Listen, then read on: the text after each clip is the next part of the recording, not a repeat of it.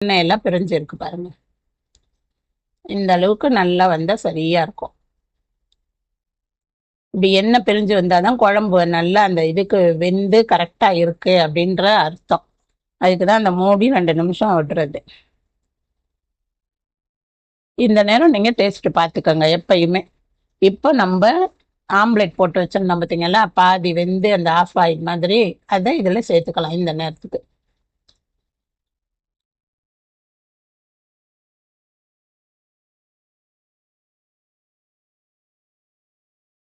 இப்போ இதை எல்லாத்தையும் நல்லா அந்த குழம்பு உள்ள போட்டு திருப்பி நம்ம கொஞ்சம் மூடி வச்சோம்னா அந்த உப்பு காரம் எல்லாம் இதில் கரெக்டாக ஏறி இருக்கும்.